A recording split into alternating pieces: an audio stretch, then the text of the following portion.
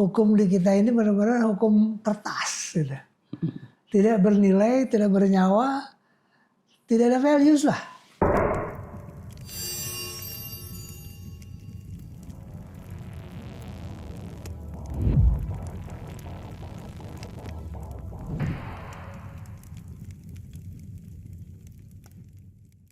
Assalamualaikum warahmatullahi wabarakatuh. Waalaikumsalam. Ya, selamat datang di acara Access to Justice.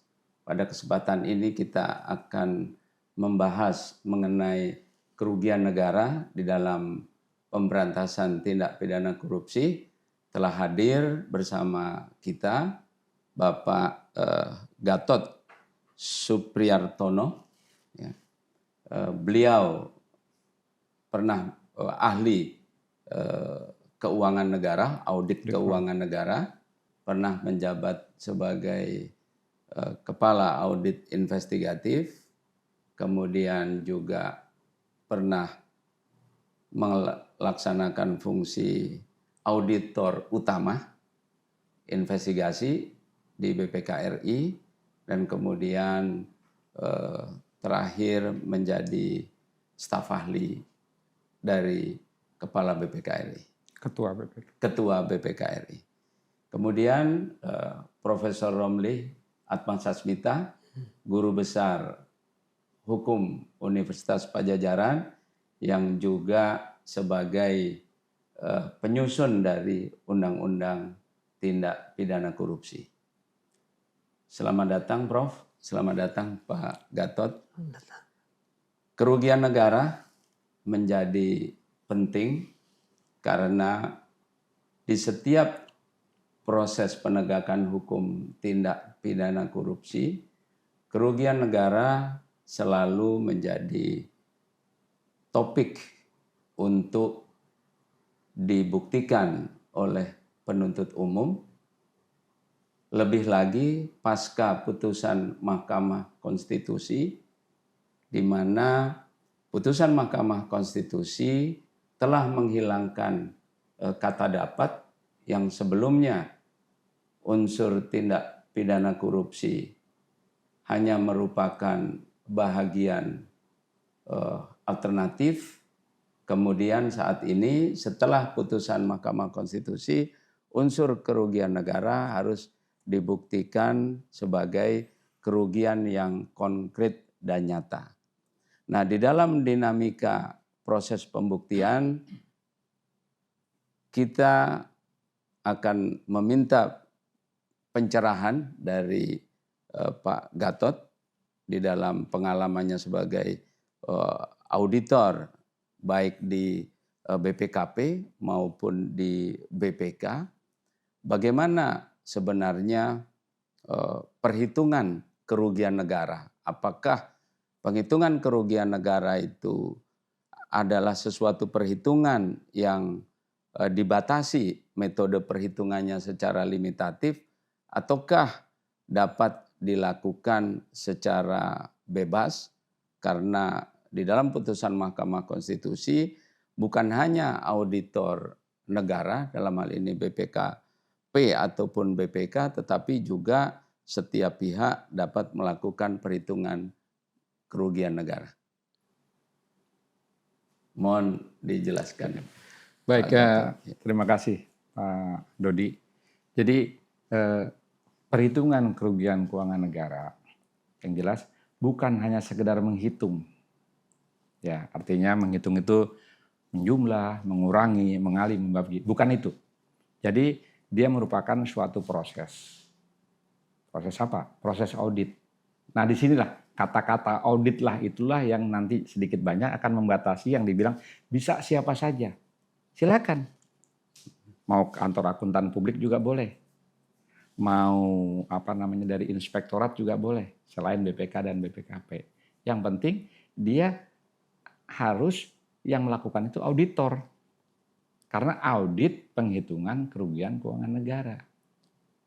Kenapa harus ada audit? Supaya ada ukurannya, ada standarnya. Standar apa? Standar mutu. Apa namanya? Standar audit. Jadi kalau di BPKP dan instansi pemerintah lainnya, dia mengacu kepada namanya SAIPI. standar audit intern pemerintah Indonesia. Kalau BPK menggunakan SPKN, standar pemeriksaan keuangan negara.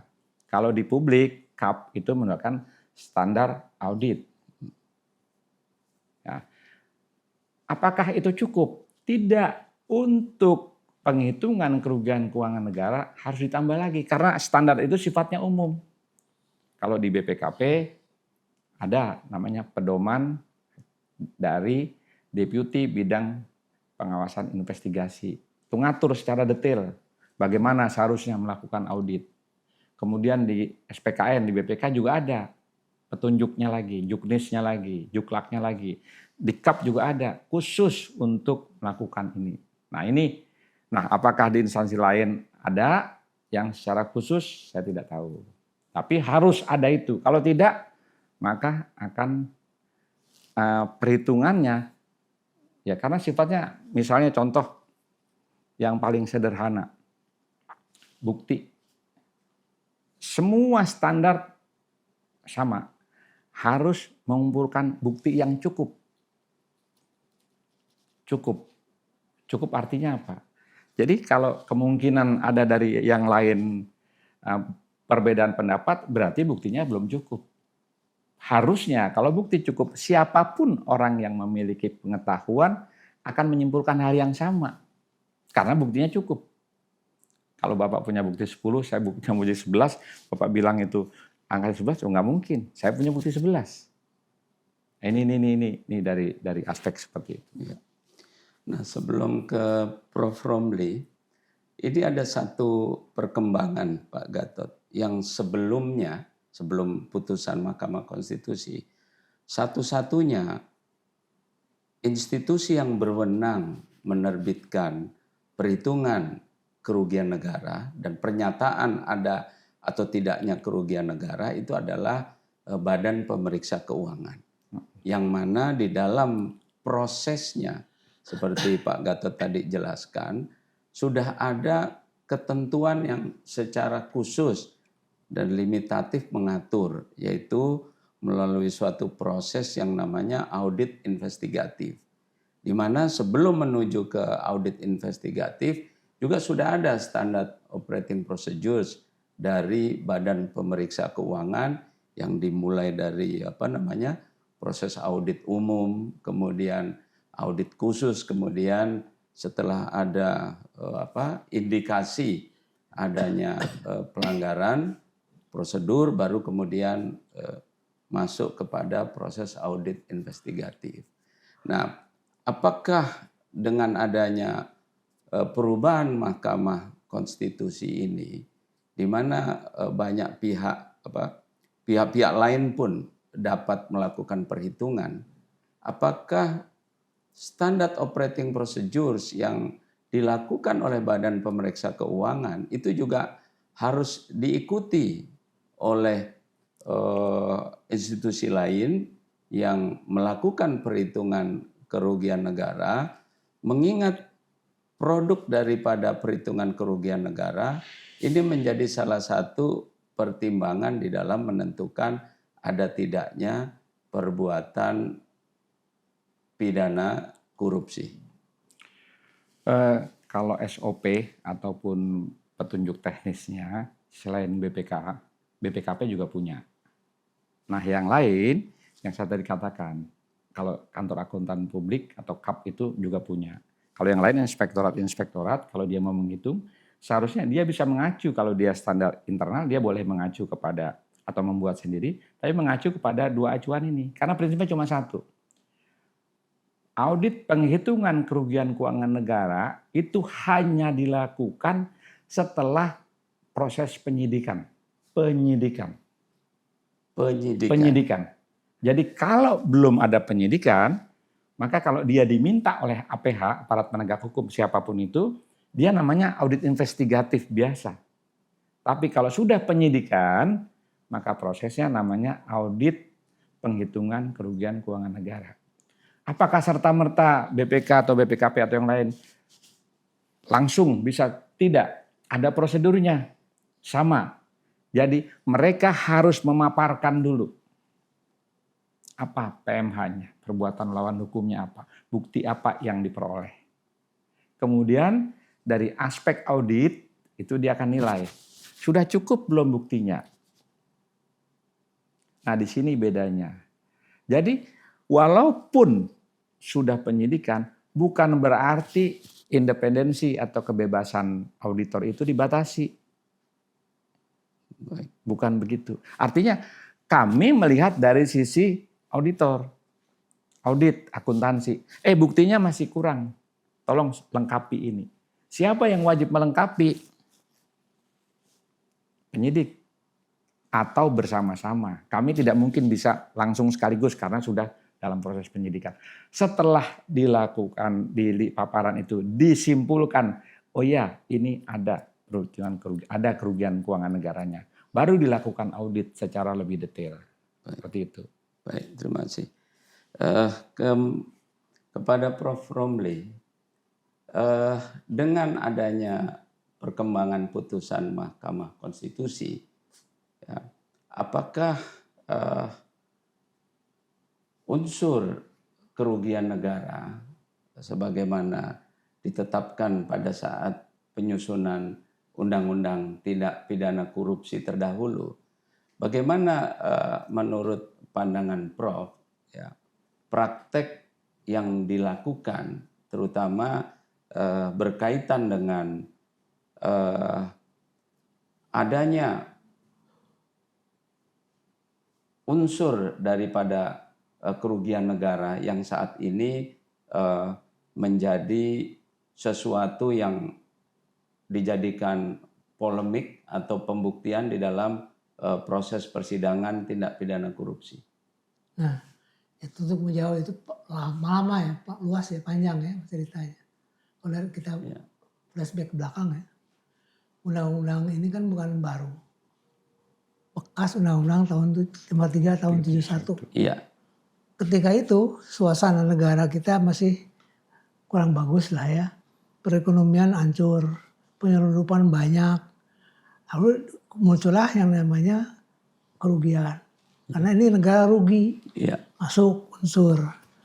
Tapi dulunya masih harus dibuktikan apakah itu kejahatan atau pelanggaran. Sulit kan? Iya. Jadi asal usul kejaksaan dirubah. Cukup perbuatan melawan hukum. Hanya perbuatan melawan hukum itu ketika itu ya, itu masih dianggap sebagai unsur. Unsur yang harus dibuktikan. Iya. Tapi ada pendapat dari Prof. Indrianto Senoaji. Saya baca dari putusan Lembong. Iya. Dia mengutip hakim ini. Jaksa mungkin mengutip, diambil alih oleh hakim. Dikutip pendapat Prof. Indrianto yang mengatakan begini. Perbuatan melawan hukum yang ada di pasal 2 itu hanya sarana. Yang penting dia sudah memperoleh keuntungan, negara rugi, sudah selesai. Jadi tidak perlu dibuktikan itu PMH. Ini pendapat ini. Saya baca gitu. Ini ada apakah Prof. Indrianto yang keliru, keliru, atau hakim yang keliru, atau jaksa. Ini saya masih harus nanya nih ke Prof. Anto kita panggil, benar nggak ini pendapat? Karena membingungkan kalau disebut unsur melawan hukum, buat kita unsur, nah, harus dibuktikan. Iya. Kok bisanya ada pernyataan seolah-olah mengabaikan peran unsur?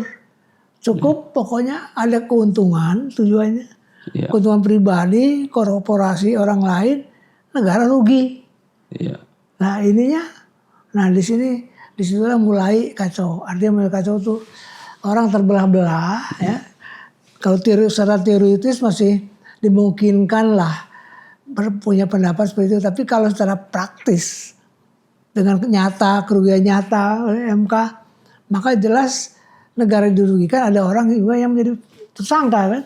Nah ini kan harus ada kepastian. Status tersangka itu bukan main-main. Korupsi itu bukan main-main. Bisa seumur hidup. Nah kalau perhitungannya sudah seperti tadi, ada 2 lembaga malah, tambah lagi MA. Jadi MA ini saya baca ada surat edaran, lucu juga. Artinya berusaha mengcombine ya, kepentingan BPK dan BKP dan audit lain. Dia katakan begini, silakan putusan MK bilang yang lain boleh, lembaga lain. Iya. Tapi, nah, ketika dia tidak berwenang mengeluarkan pernyataan lembaga-lembaga itu baru bisa disahkan kalau BPK mengakui. Iya. Ini kan jadi makin aneh gini.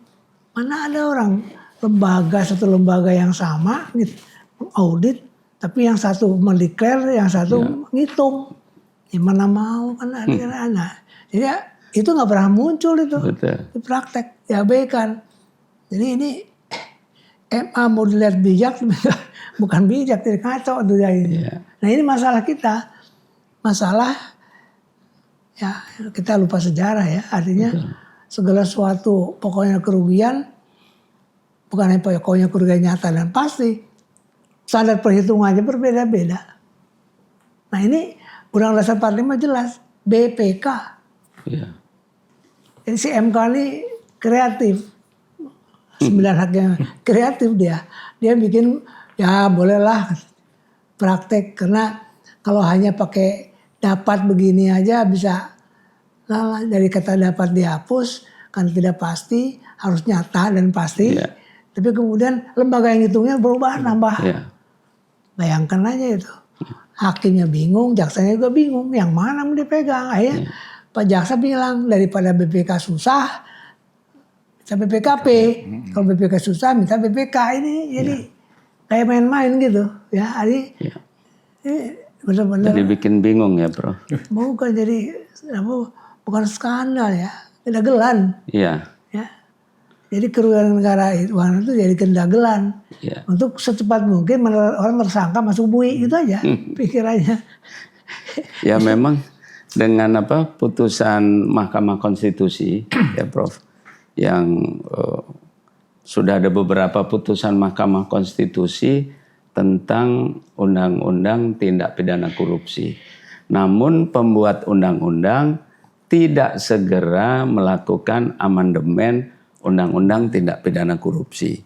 Sehingga pemahaman terhadap undang-undang tindak pidana korupsi seakan-akan menjadi persepsi dari masing-masing pihak yang berkepentingan. Pada saat penuntut umum mengajukan tuntutan, dia akan menerjemahkan ya undang-undang tindak pidana korupsi pasal 2, pasal 3 dan keseluruhannya di dalam persepsi JPU. Begitu juga penasihat hukum. Nah, akhirnya hakim di dalam mengambil keputusan juga tidak memiliki suatu pedoman yang jelas, di mana ada azas lex scripta ya Prof, ya, ada beberapa lagi azas kepastian hukum. Nah, jadi dengan kesimpang siuran ini Prof, apalagi tadi Prof sudah sampaikan bahwa dengan dihilangkannya kata dapat, unsur kerugian negara kerugian negara menjadi unsur. Oleh karena itu kan menjadi ada beberapa unsur. Tetapi kemudian jaksa menyatakan cukup adanya kerugian negara, tidak perlu dibuktikan perbuatan pidananya. Nah, ini kan jadi lebih kacau lagi, Prof. Nah, bagaimana pandangan Prof sebenarnya dengan situasi seperti ini ya? Apakah putusan-putusan terhadap tindak pidana korupsi ini ya masih sesuai dengan pengaturan ya pasal 2, pasal 3 yang ada di Undang-Undang Tindak Pidana Korupsi kalau dilihat daripada tujuan pembuat undang-undang pada saat penyusunan Undang-Undang Tindak Pidana Korupsi, ataukah sudah harus segera dilakukan amandemen untuk menghilangkan kekacauan ini, Bro? Sebetulnya ya, itu hakim-hakim itu, saya kan instruktur juga di Megamendung, pelatihan hakim khusus tipikor. Ya bekas-bekas yang saya latih itu sendiri yang jadi praktek sekarang. Ketika latihan, wah manggut-manggut lah ngerti. Ketika praktek gimana gua aja kelihatan. Bener. Karena pengalaman saya jadi ahli, sudah susah payah menceritakan dari A sampai Z. Hakimnya bilang begini nih, yang ahli apakah kami dapat mengabaikan ketentuan pasal 14? Saya lihat hakimnya ini hakim ketua loh, senior. Yang mulia saya bertanya lagi nih. Apakah yang mulia maksudkan bahwa majelis hakim yang mulia ini mau melanggar undang-undang tipikor? Oh bukan itu Pak, bukan itu ahli. Maksud saya dalam pertimbangannya nanti kami tidak akan pertimbangkan. Ya boleh saja begitu, tapi satu Pak. Hakim itu tanggung jawabnya bukan ke masyarakat, pada Tuhan yang Maha Esa. Ada irah-irahnya. Tinggal Bapak tinggal pilih. Mau masuk surga ya itu yang ikuti nurani. Tapi kalau masuk mengikuti nurani, kalau masuk neraka silakan dilanggar. Diam gitu, saya gitukan aja. Karena nggak ada jawaban yang pasti bagi dia untuk meyakinkan bahwa itu keliru. Karena sudah saya jelaskan. Ini mulai dari situ tuh Pak Dodi ya. Iya. Kelihatan hakim sudah berpihak. Pokoknya saya mau hukum. Tapi kalau mengikuti pendapat Pak Romli, pasal 14 jelas. Itu udah jelas. Yang hanya sebut tindak pidana korupsi yang hanya melanggar undang-undang lain, bukan di ruang korupsi nih. Dan pelanggaran itu disebut tipikor. Iya. Saya cari di mana. Rupanya di undang pajak ada. Iya. Undang pajak pasal 31 atau 36A itu. Setiap ASN, fiskus yang secara melawan hukum minta ini keuntungan dari wajib pajak, tipikor disebut. Sanksinya diancam dengan tipikor. Hanya satu itu. Yang lain nggak ada. Anti KKN itu Prof? Itu ya KKN itu udah 899. Iya, Ya, 2899. tapi kan fungsi korupsinya ada di Undang-Undang 31. Iya. Nah ini nggak dibaca dengan jelas. So, kalau itu dibaca tidak akan ada perkara. Iya. Jiwasraya, ya, pertambangan dan sebagainya. Jadi ambil mudahnya aja. Nah makanya hakim bingung kan. Kalau ngikuti pendapat Pak Romli ini nggak ada masalah. Saya katakan kesimpulannya, saya bilang bahwa 14 itu mengatakan perkara ini nih yang pelanggar undang-undang pertambangan nggak ada disebut pelanggaran itu tipikor. Mulai dari penuntutan, penyidikan, penuntutan maupun surat pemeriksaan tidak berwenang. Pasal Undang-Undang Pidana Tipikor Undang 6 tahun 2009 mengatakan wewenang ya. Pelanggaran tipikor itu satu korupsi, kedua TPPU, ketiga Persis 14. Memang saya sengaja masukkan supaya simetris kan. Iya. Yang dilanggar juga. Nah jadi pertanyaannya ini masalah mau menegakkan hukum atau menegakkan kezaliman. Jadi, ya kan? Jadi Prof, apapun makanannya, minumannya harus teh itu. Harus botol. Harus teh kotak. Iya, teh kotak. Jadi apapun pelanggarannya harus tipikor, korupsi. gitu. Jadi dalam kesimpangan siuran tambah putusan MK. Iya. Makin, mengenai kerugian negara. Makin gampang kan Iya. dimanipulasi. Nah ini masalah kita ya. Iya. Masalah kita itu hukum sepertinya belum dipahami.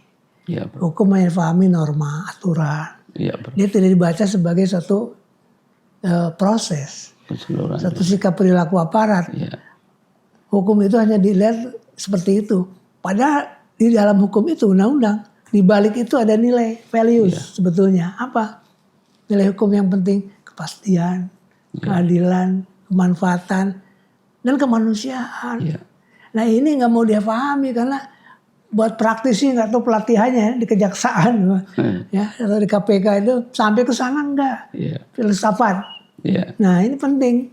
Belum praktisi ya perlu filsafat. Iya. Karena hanya filsafatlah yang bisa menyelesaikan masalah. Betul, Bro. Ini enggak. Sehingga bingung sendiri. Gimana gua aja selesai kan. Iya. Yang penting tuntutan saya diterima sama hakim. Iya. Itu sukses kan? Iya, betul, Bro. Nah, berkaitan dengan keputusan Mahkamah Konstitusi kan sudah jelas menyatakan kerugian negara itu harus nyata dan pasti. Nah, apabila tadi disebutkan bahwa setiap pihak boleh menghitung dan kemudian tidak ada standar yang harus diikuti, jadi artinya masing-masing bisa mengikuti memiliki standar proses yang dimiliki oleh masing-masing. Nah, apakah dari proses tersebut ya apabila dihitung ya secara oleh beberapa institusi Karena artinya kalau JPU bisa menghitung, kan tentunya juga terdakwa atau tersangka juga boleh menghitung. Ya Pak. Nah, apakah dengan adanya perbedaan tersebut dapat diperoleh suatu angka yang sama? Sepanjang Ya. ya di dalam standar audit apapun siapapun yang buat standar ada hal-hal yang menyangkut sama. Pertama, independensi, objektivitas, dan due professional care. Due professional care itu adalah kecermatan dalam melakukan audit. Objektif itu tidak atau tidak bias. Kemudian independen, dia bebas dari ini. Nah, ini yang sebetulnya penting. Pertanyaannya, apakah kalau BPK dengan Kejaksaan Agung atau dengan APH itu bisa bebas. Tapi apakah antara BPKP dengan APH itu bisa bebas? Begini, saya mau cerita pengalaman saya waktu saya masih di BPKP. Di BPK juga pernah. Jadi pada saat itu pimpinan KPK punya kebijakan kalau mau naik dik harus mengundang BPKP. Dulu saya masih di BPKP. Kita hadir waktu mereka paparan. Beliau nanya, gimana Pak Gatot? Ada nggak kerugian? Ada dulu, bukan jumlah, belum sampai jumlah karena kita belum punya bukti. Ada nggak kerugian negaranya? Saya katakan misalnya, ada sepanjang ada bukti ini. Nah, pimpinan itu bilang begini, penyidik, kalian cari bukti itu. Artinya kebebasan auditor di sinilah utamakan. Bukan kedua, kejadian juga seperti itu. Mereka sudah nahan segala macam, mereka minta hasilnya. Hasil dari audit. Bilang, karena sudah kenal, biasalah kita ngobrol. Bos, mana nih hasil auditnya? Oh nggak bisa. Kenapa? Saya mesti minta data ini. Susah itu. Saya udah nahan nih. Saya biasa bergurau. Kau yang mulai, kau yang mengakhiri lah. Saya bilang gitu. Nggak ada bukti, nggak ada kerugian negara. Ada dicari. Nah itu. Sebetulnya independensi itu tunjukkan di situ, objektivitas ditunjukkan di situ. Tapi kalau dia langsung datanya cuma ini, gimana caranya? Ya tidak sesuai standar. Kalau tidak sesuai standar, ya hasilnya bagaimana bisa dipertanggungjawabkan secara profesional. Tadi saya katakan, kalau bukti itu cukup, orang yang memiliki pengetahuan yang sama akan menyimpulkan sama. Itu bisa terjadi karena tadi. Ya, dia tidak punya pemahaman sama. Pemahaman itu juga pelatihan, keterampilan, pengalaman. Sekarang mereka mencoba atau teman-teman itu mencoba kerugian negara bukan sekedar kekurangan uang surat berharga dan barang, tetapi juga berkurangnya hak atau bertambahnya kewajiban negara. Ya, yang nyata dan pasti sebagai akibat perbuatan melawan hukum baik sengaja maupun lalai. Nah, kata-kata hak ini, berkurangnya hak yang nyata dan pasti, ini kan harus tahu auditor ini. Auditor harus tahu, kalau tidak, ya. Saya boleh ambil contoh nggak? Saya bisa ambil contoh. Misalnya contoh gini, dikatakan bahwa ini agak sensitif ya. Saya ambil contoh, kasus minyak goreng. Dikatakan ada kerugian negara 17 triliun. Karena haknya negara berupa DMO itu berkurang. Pertanyaan, apa sih DMO?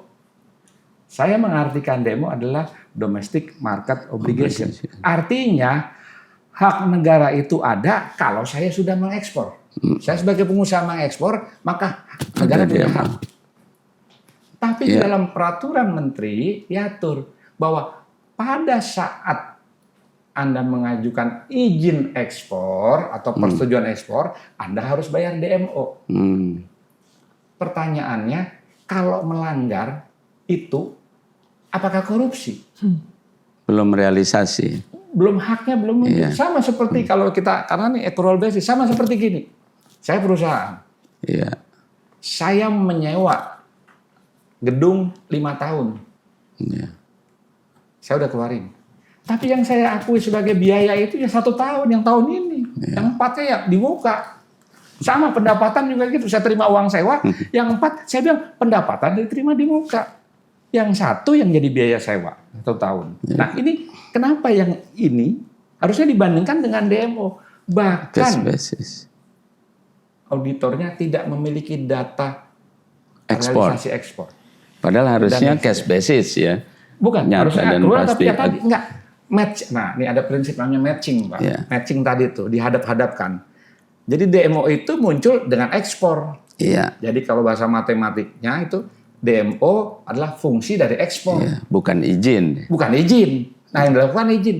Ini saya bilang ini sangat fundamental. Nah, kalau Peraturan seperti menterinya ini, ya, kalau peraturan menterinya keliru ya. ya menurut saya sih boleh-boleh saja, tetapi kalau seperti itu Baru maknanya administratif. adalah, kalau menurut saya ya administrasi, misalnya tidak boleh ekspor yuk kalau belum bayar. Tapi catatnya bukan sebagai hak negara. Nanti diperhitungkan Ada kurang atau adjustment lebih. ya, Nah, ada itu di situ. adjustment. Nah, di sini saya melihatnya seperti itu. Jadi kalau kita tidak ahli beneran, ya jadinya seperti ini. Oke. Jadi mengenai keputusan memperbolehkan banyak pihak untuk melakukan perhitungan kerugian negara justru menimbulkan adanya ketidakpastian hukum, terutama dalam hal perhitungan kerugian negara. Bagaimana? Saya tidak bisa mengatakan seperti itu, tapi yang sepanjang saya katakan, semua dilakukan berdasarkan standar.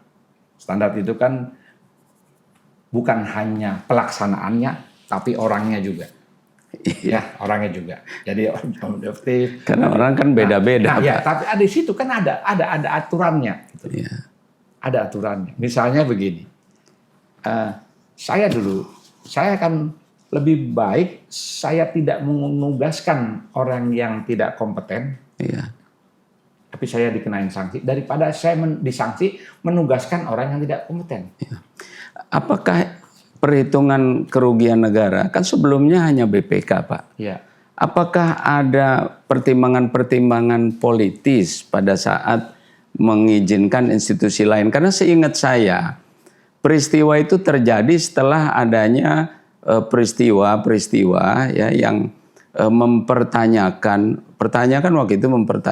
apakah BPK ini memiliki suatu kredibilitas, integritas yang bisa dijamin di dalam menerbitkan perhitungan kerugian negara. Ya, saya ingat waktu itu ada perseteruan ya Pak ya, bahwa BPK menyatakan bahwa terhadap suatu peristiwa ada kerugian negara, sementara KPK menyatakan itu bukan kerugian negara. Nah, setelah ada peristiwa itu, seingat saya nih Pak, bisa nanti coba dicek Pak kebenarannya. Setelah itu kemudian timbul permasalahan mengenai siapa yang paling berhak melakukan perhitungan kerugian negara, sehingga kemudian ada yang melakukan gugatan sehingga ditetapkan siapapun boleh menghitung kerugian negara. Tadi disebutkan Prof, asalkan deklarasinya dari BPK RI. Nah, apakah ada suatu kesulitan Pak Gatot apabila yang menghitung kerugian negara dan mendeklarasikan itu satu-satunya adalah BPK RI, sebagaimana juga sudah ditetapkan di dalam undang-undang? Apa sebenarnya yang menjadi permasalahan? Karena kalau yang menerbitkan cuma satu, pasti kan tidak akan timbul adanya ketidakpastian. Sebagai contoh nih Pak Gatot, ya pernah BPK RI melakukan audit sekian tahun lalu ya Pak ya. Kemudian hasilnya tidak ada kerugian, tidak ada perbuatan melawan hukum, berarti kan, dan di situ sudah dikatakan bahwa kerugiannya administratif. Lalu kemudian ada audit lagi Pak yang dilakukan oleh institusi lain yang kemudian dinyatakan bahwa perbuatan tersebut, ya, peristiwa tersebut dikatakan bahwa ada perbuatan melawan hukum yang memberikan kerugian negara. Nah, berarti kan ada sesuatu produk yang berbeda. Nah, ini yang kemudian menjadi pertanyaan, ya. Apa sebenarnya kesulitannya apabila satu-satunya yang menerbitkan kerugian negara hanya BPKRI? Nah, tadi nyambung dengan yang Iya, Prof. Rom disampaikan yang Prof. tadi, yang Rom, mengenai apa tadi satu-satunya. Betul. Kalau kata satu-satunya Harus deklarasi. itu sebetulnya bisa-bisa saja, tapi dalam praktek susah. Artinya gini, misalnya saya BPK, Ya. saya harus mendeklar apa yang hasil Bapak, ya kan? Bagaimana saya mesti menguji apa yang Bapak lakukan sudah betul atau belum? Sudah sesuai standar atau belum? Ini kesulitan tersendiri. Artinya kenapa nggak yang menghitung juga BPKRI saja satu-satunya? Hanya sama MA. Ya itu, ya itu Pak. Ya gitu, itu tanya sama mereka. Ya. Kenapa mereka mengambil keputusan Ya. seperti itu? Makanya di BPKP itu dikatakan, di sana dikatakan, Ya. tujuan audit penghitungan kerugian keuangan negara adalah memberikan pendapat, bukan menyatakan, memberikan pendapat tentang nilai kerugian keuangan negara yang diakibatkan oleh perbuatan melawan hukum. Jadi memberikan pendapat, kata-kata itu. Nah, selama ini di pengadilan kata-kata itu hilang. Ya. Jadi seolah-olah Perhitungan kerugian. memberikan pendapat. Ya. Ya, jadi Prof, ini ada semakin carut marut, semakin simpang siur. Apakah kerugian negara ini sebagai unsur, ya Prof, ataukah perbuatan melawan hukumnya? Karena kalau lihat definisi daripada kerugian negara di Undang-Undang Keuangan Negara, Prof, di situ dikatakan berkurangnya aset negara, hak dan kewajiban, dan lain-lain. Tapi ada buntut akhirnya itu sebagai akibat perbuatan melawan hukum.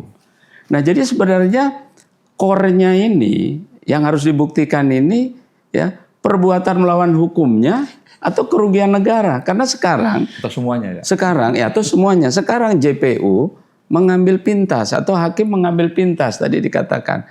Sepanjang sudah ada kerugian negara, maka jatuhlah korupsi tersebut.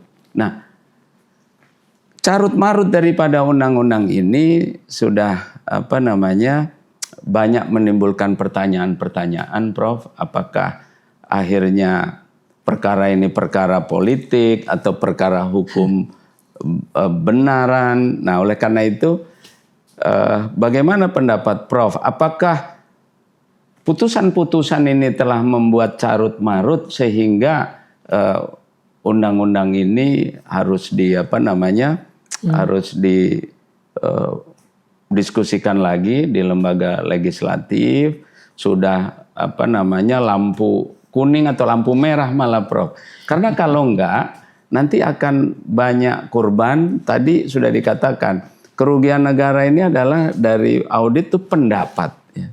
Ada pendapat mengenai adanya nilai dari kerugian negara. Tetapi sekarang laporan itu dianggap sebagai kerugian negara karena korupsi adalah merupakan sesuatu yang merugikan negara, maka kalau sudah ada kerugian negara tidak perlu dibuktikan lain, bahkan mens rea pun diabaikan. Gimana, Prof? Ini ya, kalau kembali ke teori dasar hukum pidana, kan ada teori sebab akibat, kausalitas trait. Iya. Ada sebab, ada akibat. Mungkin nggak akibat, ada anak lahir, bapaknya nggak ada gitu. Ada kebakaran, nggak ada api gitu. Nggak mungkin. Itu teori dasar itu. Saya masuk semester 3, mahasiswa udah tahu. Sebab kalau disebut akibat, pasti ada perbuatan melawan hukum. Yang mau dibuktikan perbuatan melawan hukumnya dong. Sebabnya. Kenapa ada sebab. Baru ke sana larinya. Ini nggak dipotong tengah jalan. Pokoknya kamu untung, ada kerugian, udah selesai. Sama lagi pendapat Prof. Indrianto tadi, yang seolah-olah makin mau keluar tidak perlu dibuktikan melawan hukum. Yang masih saya pertanyakan, ini benar apa pendapat Prof. Indrianto? namanya perbuatan melawan hukum ya bukan sarana aja, harus dibuktikan bahwa perbuatan melawan hukum. Kalau perbuatannya tidak dibuktikan, bagaimana ada kerugian? Cukup dilihat dari keuntungan kerugian dari orang itu, kan aneh. Jadi ini gini, kita banyak orang pintar, sarjana hukum, ada S2, ada profesor malah, hakim, jaksa gitu. Tapi semakin pintar karena jadi semakin lupa di dasar hukum pidana. Ada memang hakim yang bukan pidana, perdata dan yang lain, karena kurang jumlah, dipaksa ikut kenyataan ini. Jadi kembali, kalau kita bicara itu bagaimana ya harus kita lihat kembali. Memang ada beberapa hal nih. Kita kebetulan saya ketua delegasi ke UNCAC ya. Delegasi PBB, United Nations Convention Against Corruption, ikut draft. Dia menanyakan, Indonesia ini undang-undangnya yang kebaca ada kerugian keuangan negara sebagai faktor. Menurut kami internasional ada di artikel 3 ayat 1 UNCAC mengatakan state laws is not a necessary factor to corruption. Dari situ kan di antara dua kita mau kita ikut sana, mau ikut sini. Karena kita negara berdaulat ya ikut sini kan. Tapi ketika kita berdaulat ikut sini, ada buron. Ini kan itu belum dipersoalkan oleh Singapura. Yang baru Thanos segala macam. Belum. Kalau itu persoalkan makin susah lagi kita. Karena tidak ada kesamaan tindak pidana. Yang dual criminality principles itu ada. Azas ekstradisi. Nah ini antara, saya pikir walaupun katanya Menteri Hukum nunggu, Jaksa Agung nunggu. Nah ini aja perlu dibenerin. Orang kan lancar muka tuh. Udah pada baca itu undang korupsi. Kita paling dikenal di beberapa negara. Karena apa? Banyak masalah. Investor datang tiba-tiba korupsi. Nah bingung ada apa nih undang-undang dibaca. Jadi kuncinya artikel 3 ayat 1 UNCAC. Karena kita sudah ratifikasi. Karena kita sistemnya ratifikasi tidak langsung berlaku seperti common law, nggak langsung. Common law cukup ratifikasi, pemerintah lapor parlemen berlaku. Kalau kita enggak, lapor parlemen harus ada undang-undang baru yang merevisi undang lama. Mengapa sampai sekarang undang-undang revisinya nggak jadi-jadi, tunda-tunda, tambah perampasan aset juga. Karena pemerintah dan DPR harus sepakat, jangan dipermudah, dipersulit. Jadi etikat. Ya. Kalau politik kan begitu, ngomong di depan iya, di belakang enggak gitu kan, itu biasa itu. Tapi kalau hukum digitukan, ya nggak benar, nggak benar Pak. Jadi ini masalah kita adalah political will. Political will. Ya. Walaupun Pak Prabowo sekarang bergemu-gemu, saya masih lihat Jaksa Agungnya bergerak enggak, KPK-nya bergerak enggak, KPK sekarang. Menteri Agama, gembar-gembornya sudah ada. Saya bilang belum ada bukti kok. Kenapa susah benar. TSK sama Jaksa Agung waktu BTS. Panggil bulak-balik. Itu disangka ada apa gitu. Nah, jadi akhirnya karena pemimpin kita ngerti bahwa korupsi sangat ditakuti dan menghantam posisi kedudukan seseorang. Apalagi secara politis. Itu yang digunakan sebagai sarana. Untuk menjadikan orang jadi sandera korupsi. Beralih Pak. Kasus Firly, kasus Limpo, kasus BTS. Itu semua sarana untuk dijadikan korupsi, dijadikan alat politik. Sekarang pencemaran nama baik, ya, kritik. Makin gila ini saya bilang nih. Negara hukum kita makin kacau, ya kan? Jadi politisi kreatif. Punya senjata yang bisa dipakai. Makanya pemilihan KPK nggak jelas yang berikut. Ya, Jaksa Agung seolah-olah dipilih di DPR, tapi semua udah diatur. Gimana? Jadi kita ada orang berikan kami undang-undang terbaik, tapi kalau pelakunya penjahat semua pulang jadi buruk. Sebaliknya. Nah ini kan Prof, berkaitan dengan putusan Mahkamah Konstitusi itu kan berlaku dalam fungsi negatif ya Prof. Artinya kalau kemudian putusan Mahkamah Konstitusi itu membatalkan suatu norma, ya Prof, maka Putusan Mahkamah Agung. Mahkamah Konstitusi, Prof. Yang mana yang Ya, negatif? ya, kan artinya apabila Mahkamah Konstitusi membatalkan suatu isi pasal, Oh iya. ya, atau isi unsur di dalam pasal yang bersifat negatif, maka unsur tersebut serta-merta tidak berlaku. Tapi apabila putusan Mahkamah Konstitusi ini membuat norma baru, seperti tadi masalah penghitungan kerugian negara. Nah ini sebenarnya, Prof, apakah ini berlaku harus dibuat amandemennya terlebih dahulu, ataukah dengan kekuasaan Mahkamah Konstitusi yang menyatakan bahwa Mahkamah Konstitusi ini juga sebagai pembuat norma. Nah, ini kan jadi simpang siur, Prof, proses pembuatan undang-undang kalau begini, Prof. Tadi kita bicara pengadilan negeri ya. Mahkamah sekarang pindah Mahkamah Konstitusi. penyakit Mahkamah Konstitusi. Masuk Mahkamah Konstitusi undang-undangnya. Putusan MK final and binding. Iya. Artinya segera berlaku kan? Iya, Pada sistem perundangan kita dibuat legislatif. Internasional aja konvensi harus legislasi baru. Iya, Prof. Tidak dilakukan oleh DPR karena itu tadi final and binding. Ya, tapi kan akhirnya, Prof, orang melupakan ya esensi daripada suatu bunyi undang-undang sehingga menimbulkan banyak tafsir. Makanya ya, karena itulah MA mengatakan kami tidak terikat oleh putusan Mahkamah Konstitusi. Coba dua lembaga kekuasaan tertinggi saling bertentangan.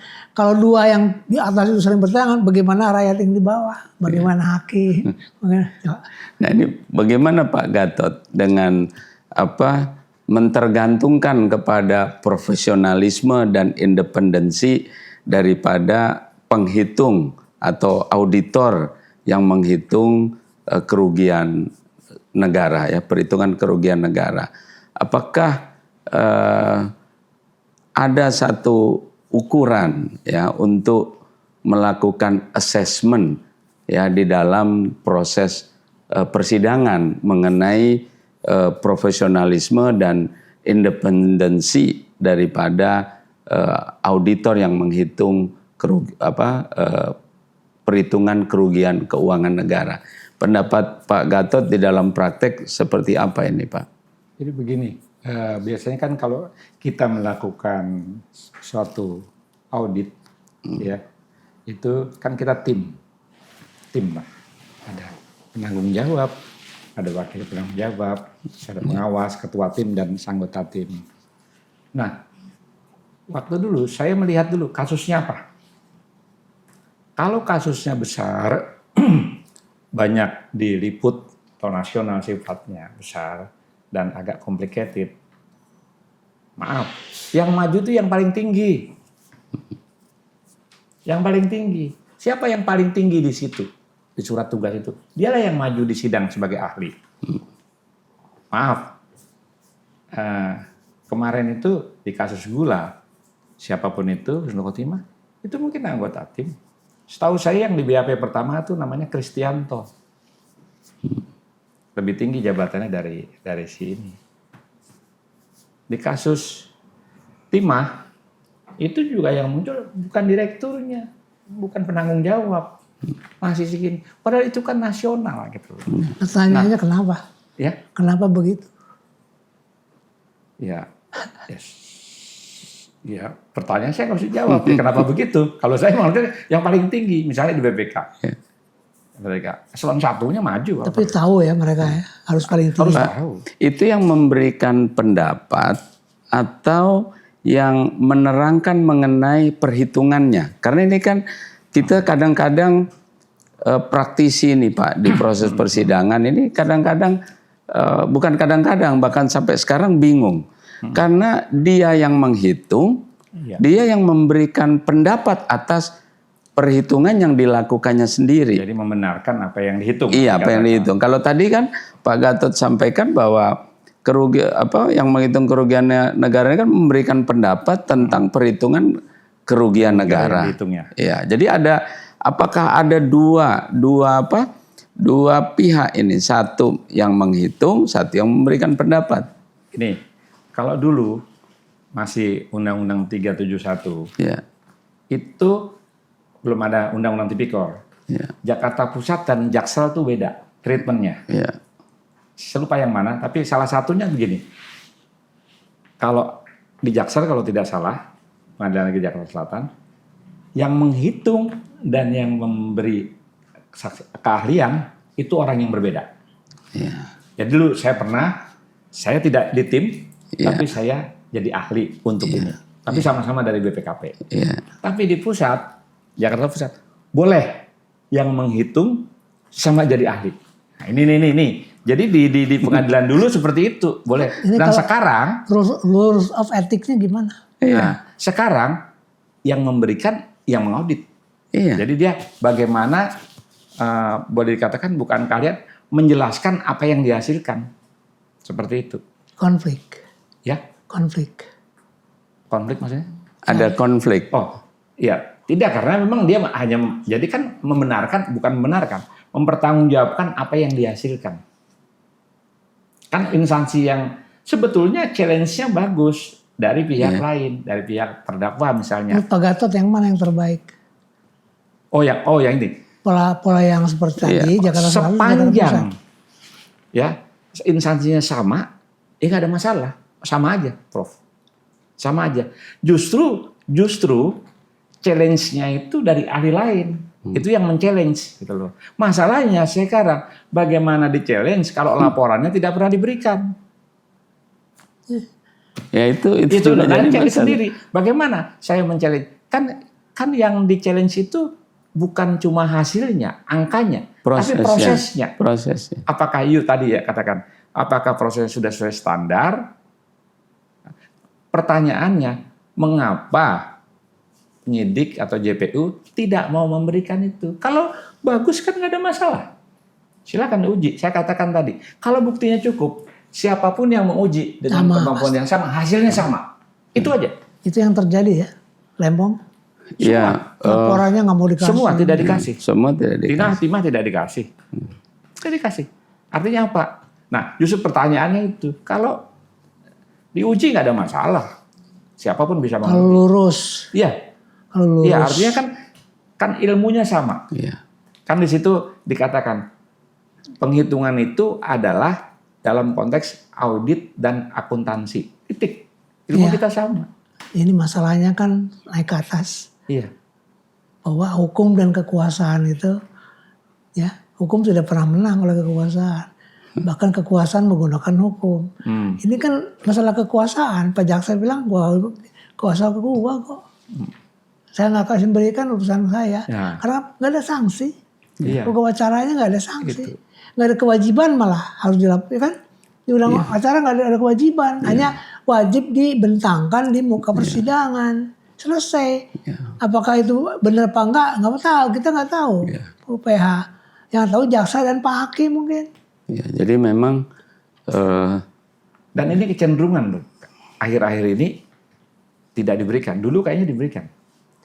Akhir-akhir ini tidak diberikan. Tidak masuk dalam berkas ya. iya. Dulu kalau nggak salah dulu masih masuk Karena dalam berkas. dulu kan yang menghitung itu BPK, Pak. Enggak, BPK kan saya juga dari Iya, BPK atau BPKP, Tapi iya. diberikan. Iya. Jadi Ada buku auditnya. di ininya hasil laporan auditnya itu dimasuk dalam berkas. Iya. Sekarang akhir-akhir ini, mulai terakhir ini udah mulai Di nggak ada. lampiran berkas perkara nggak ada. Nggak ada. Nggak ada. Dalam berkas perkara udah Dia nggak ada. terpisah diberikan. Ini kembali. Itu harus diminta lagi ya. Kalau Iya, harus diminta. sebetulnya prosedurnya kalau PH minta, hakim harus memerintahkan. Iya. Ini kan hakimnya enggak. Ya kan? Iya. Ya di dalam sebenarnya ya Prof, ini kalau tadi bicara mengenai alat bukti ya, jadi Prof kan yang paling paham mengenai negative vitalik itu Prof. Jadi sebenarnya kerugian negara kan seharusnya bisa di-challenge Prof. Iya. Ya. Betul. Kerugian negara Karena seharusnya unsur bisa di-challenge. sini kan, Ya. ya. Tetapi di dalam proses ya yang terjadi di pengadilan nanti Prof menjelaskan apabila sudah ada perhitungan kerugian negara maka angka laporan itu langsung dipakai sebagai alat bukti telah terjadinya kerugian negara. Belum pernah terjadi, Prof, bahwa laporan kerugian negara tersebut dinyatakan bukan sebagai alat bukti apabila atau padahal ya di dalam proses sudah bisa dibuktikan bahwa proses perhitungan tersebut bisa dinilai tidak independen, tidak profesional. Sebetulnya ini masalah satu profesionalisme. Iya. Tapi yang penting lagi objektivitas. Iya, dan independensi. Iya. Jadi kalau persidangan terbuka untuk umum, kenapa harus dibuka? Apa adanya, itu objektivitas. Nah kalau laporannya cuma diketuai oleh jaksa dan hakim, PH yang membela terdakwa tidak diberikan, bagaimana memberikan pembelaan? Jadi objektivitasnya sepihak. Ya, sepihak, betul. Ini Tidak kan imbang. benar. Artinya bagaimana mau di-challenge. Saya pernah paparan. Saya biasanya kalau keahlian bukan hanya menjawab, tapi saya mencoba mencerahkan. Jadi saya paparan. Iya, memang. Di terakhir itu simpulan saya begini. Apabila penghitungan kerugian keuangan negara tidak dilakukan sesuai dengan standar audit, maka laporan yang dihasilkan tidak dapat dipertanggungjawabkan secara profesional. Saya tulis begitu. JPU-nya marah. Atau bahasa hukumnya cacat. Iya, saya bilang kan apabila ini wajar dong, apalagi yang mau dipertahankan. Iya. Marah karena dia salah. Ada yang nggak bisa. Nah ini. Jadi memang tadi betul setuju, Prof. Ya, independensi, objektivitas, profesionalisme. Kalau itu misalnya begini, hasil saya, silakan dibaca, silakan diuji. Kalau pikirannya sama. Iya. Ya, kalau memang dia objektif, keahliannya sama, ya kita kan keahliannya sama.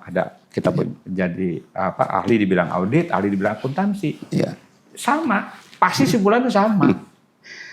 Ya, kira-kira dengan perkembangan dan situasi yang terjadi saat ini, apa solusi ya agar perhitungan kerugian keuangan negara ini kembali bisa mencerminkan apa yang seharusnya menjadi tujuan daripada pemberantasan tindak pidana korupsi, yaitu adanya perhitungan kerugian negara yang konkret, nyata dan pasti sehingga memberikan kepastian hukum dan keadilan. Ya, saya berpendapat kalau disatukan, ya, misalnya hanya BPK saja, sekarang ini dengan maraknya atau banyaknya kasus-kasus korupsi, jangan sampai nanti malah stuck di BPK. Jadi saking banyaknya minta tenaga kita kan juga BPK juga harus melakukan kegiatan audit yang lainnya, nanti malah stuck. Jadi kalaupun yang seperti sekarang, yang perlu diimbangi adalah bagaimana sistem uji. Ya, sistem uji itu kalau di auditor sendiri ada yang namanya prosedur uji silang. Nah, kalau di sini ya transparan saja. Transparan. Artinya pihak penghitung kerugian keuangan negara dan JPU dalam hal ini transparan. Terbuka aja. Silakan diuji. Diujinya di mana? Di pengadilan. Biar nanti hakim lah yang menentukan mana yang seperti itu. Makanya di sisi lain mungkin juga, saya nggak tahu apa sekarang ada atau tidak, hakim-hakim tipikor itu diberikan pemahaman bagaimana sebetulnya menghitung kerugian keuangan negara. Jadi bukan hanya yang nanti dia iokan pokoknya nggak mau iokan yang diurang lalukan dan diawa. Kan nggak bisa seperti itu. Memang punya kewenangan, ya. Tapi dengan seperti ini, artinya paling tidak mengurangi yang diduga sewenang-wenangan atau tidak profesional. Apakah itu dari penyidik, hakim, atau bahkan yang menghitung kerugian keuangan negara. Itu aja. Apakah perlu dibuat satu standar prosedur yang harus digunakan oleh setiap pihak di dalam melakukan perhitungan kerugian negara? Misalnya BPK RI yang memang dari awalnya itu merupakan institusi yang diberikan kewenangan menerbitkan suatu prosedur standar mengenai pedoman audit penghitungan kerugian negara, sehingga siapapun yang melakukan itu memiliki proses yang sama. Nah, ini juga akan memudahkan di dalam melakukan penilaian. Secara umum ya saya katakan bahwa sebetulnya kan standar yang digunakan baik oleh akuntan publik, BPKP maupun BPK atau internal pemerintah itu kan ngacunya sama dari standar internasional, ya kan. Hanya memang kalau ingin disatukan, pertanyaannya adalah harus tadi kemauan politik. Karena masing-masing merasa gua kan independen. KAP juga begitu, tidak mau diatur lagi. Ini instansi pemerintah, saya kan pemerintah. BPK kan bukan pemerintah, ngaturlah sendiri. Tapi ada pokok-pokok dalam standar itu yang harus sama. Dan memang sudah sama selama ini. Hanya tinggal penerapannya. Menurut saya. Contoh, penggunaan tenaga ahli. Itu sama diatur. Jadi, auditor boleh menggunakan ahli lain yang bidang ilmunya bukan auditing dan accounting. Itu harus menggunakan. Pertanyaannya lagi. Contoh lah, kalau saya menggunakan ahli, saya mesti tahu ahli ini siapa, bagaimana kerjanya. Saya punya kesepahaman dulu, punya kewenangan enggak. Bukan kita dikasih laporan ahli, habis itu saya suruh tanda tangan, itu yang terjadi. Gitu loh. Harusnya, taruhlah penyidik sudah menggunakan ahli itu, saya juga harus, karena ini independen. Tadi independensi lagi kembali. Bagaimana memahami independensi itu? Bukan apa yang disodorkan orang, wah ini udah yakin. Enggak, saya harus uji. Ini nih, jadi kembali lagi kepada kepentingan. Ininya sudah ada, tapi jadi pemahamannya will-nya ya, nah itu loh. Political will. Dan juga pemahaman apakah memang dia tidak paham atau dipaham-pahamkan. Ya. Ya. Jadi Prof, apakah dalam hukum juga tergantung political will lagi nih Prof, untuk memberikan solusi Prof? Sama. Saya perhatikan sekian puluh tahun itu. Ujung-ujungnya ya gimana yang di atas. Mahkamah Agung yang di bawah gimana MA. Kejaksaan Agung juga ya, kejaksaan yang di bawah gimana. Apalagi Kejaksaan Agung satu dan tidak terpisahkan, perintah. Nggak mungkin kan Jaksa Agung bukan perintah saya, tanggung jawab itu. Tapi itulah yang terjadi. Sekiri keluar kanan. Itulah masalah kita. Jadi hukum di kita ini benar-benar hukum kertas. Gitu. Tidak bernilai, tidak bernyawa, tidak ada values lah. Ya padahal kita kan udah dibilang di Undang-Undang Dasar 45. Kita 1 ayat 3. Ya, negara Indonesia adalah negara hukum. Pasal 28D ayat 1 yang disebut dengan negara hukum, bahwa setiap negara hukum harus memberikan hak setiap orang. Itu mulai perlindungan, jaminan, perlindungan dan kepastian hukum yang adil. Ya. Dan persamaan di muka hukum. Kan itu maksudnya negara hukum. Betul Bro. Nggak dilaksanakan. Dari mulai penyidikan, caranya penyidikan, penuntutan, apalagi ada intervensi politik. Nah ini kan Prof sekarang mau dibuat KUHP yang baru ya Prof. Nah, apakah sudah selesai kan? Sudah. Apakah tidak sebaiknya undang-undang tindak pidana korupsi itu menjadi bahagian? Karena itu kan juga masuk sebagai pidana, Prof. Pandangan Prof ini seperti apa, Prof? Gini, kita sudah kadung tadinya ya zaman 70-an memisahkan antara ini delik umum, korupsi delik khusus, delik spesialis, delik generalis. Sudah jalan nih. Tiba-tiba di ujung akhir Pak Muladi almarhum, ketua tim KUHP, semua tipikor delik khusus masuk ke KUHP. Ya. Saya tanya, ini kita mau lurus ke depan, sudah terjadi sekian puluh tahun, delik umum, delik khusus, dipisahkan, undang-undangnya khusus, acara khusus. Ini kita mau kembali, ini supaya ada kodifikasi ya. Dulu katanya kita diferensiasi, sekarang kodifikasi. Nah, masalahnya bukan boleh enggak, apakah penggabungan delik umum ke delik khusus masuk ke delik umum ini tidak menggoyahkan aparat, tidak membingungkan. Apalagi kalau sanksinya beda-beda. Di KUHP yang baru sanksinya lebih ringan, di sana lebih berat. Kan bisa dipilih tuh. Kayak bakalan sedang makanan di restoran mau pilih yang mana yang enak. Karena seperti ada undang-undang BUMN yang baru. Ya. Nah, itu juga mendefinisikan mengenai keuangan negara dalam kaitan dengan BUMN. Nah, sekarang KPK tetap berpendapat, APH berpendapat bahwa BUMN juga objek daripada tindak pidana korupsi. Jadi Nah, ini kan menjadi simpang siur. saya komunikasi dengan Kejaksaan Agung, KPK, bingung mereka juga. Gimana nih, Bro?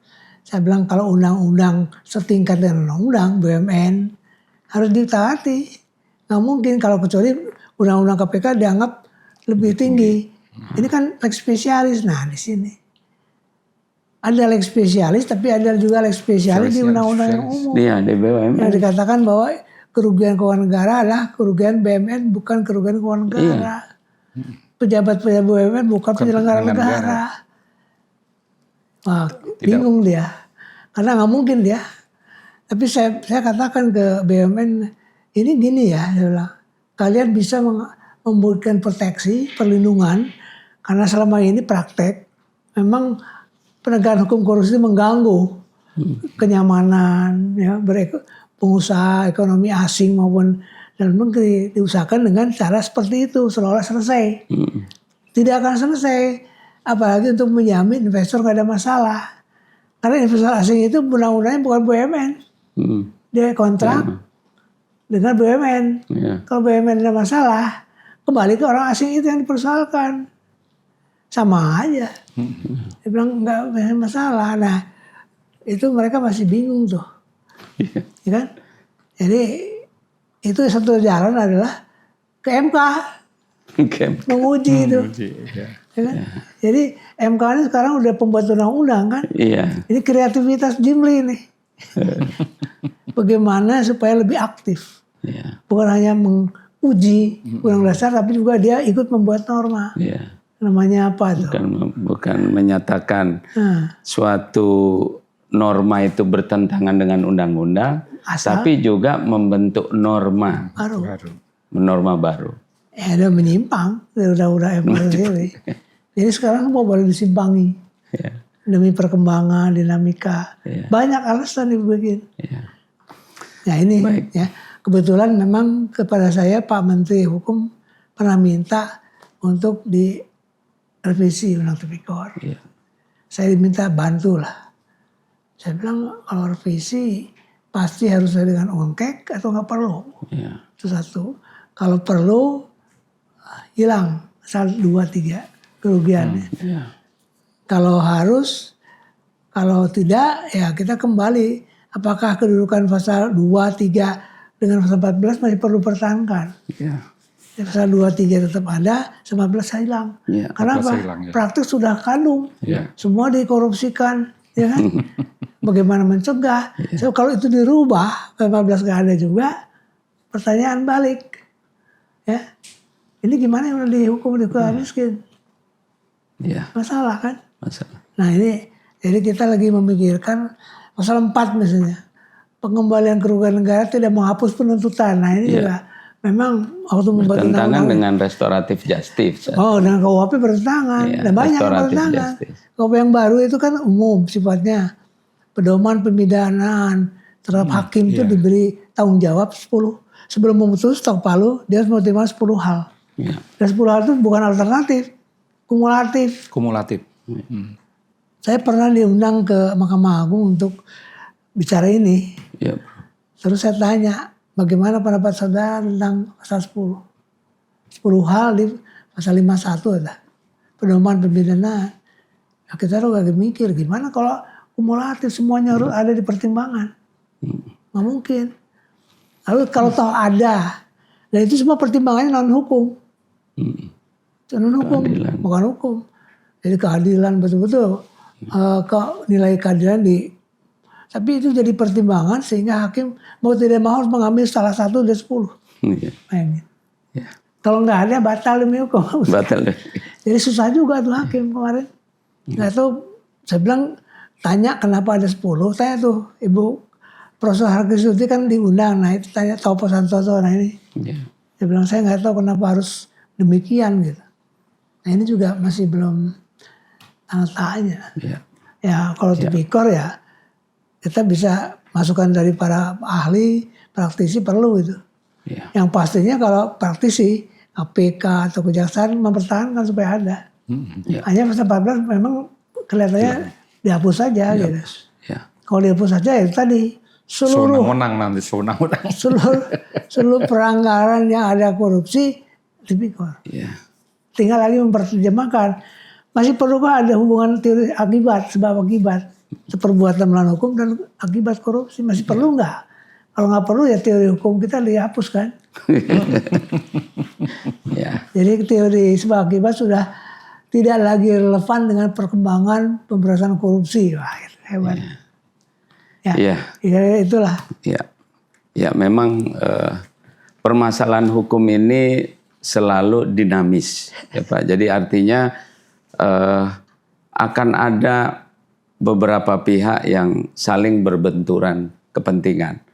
Namun bagi rakyat, ya kepentingannya adalah bagaimana agar penyelenggaraan pemerintahan ini dapat dilakukan ya dengan berintegritas, tidak ada tindakan-tindakan yang memanfaatkan kedudukannya sehingga keuangan negara yang seharusnya secara maksimal digunakan untuk kepentingan rakyat menjadi bocor, dinikmati oleh segelintir orang.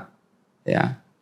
Tindakan korupsi sampai saat ini kita sudah ketahui di berbagai bidang, dari mulai sektor energi, infrastruktur, ya, dan kegiatan-kegiatan pengadaan.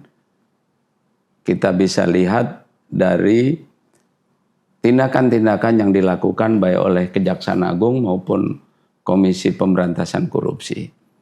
Oleh karena itu, sudah seharusnya untuk penegakan tindak pidana korupsi, kita memiliki suatu undang-undang yang diperbaharui dari waktu ke waktu sehingga memberikan kepastian hukum baik bagi penyelenggara negara, pelaku ekonomi, maupun memberikan perlindungan kepada rakyat sehingga pembangunan di Indonesia bisa efektif dan efisien untuk mensejahterakan rakyatnya dengan memberikan kepastian hukum bagi para pelaku-pelakunya.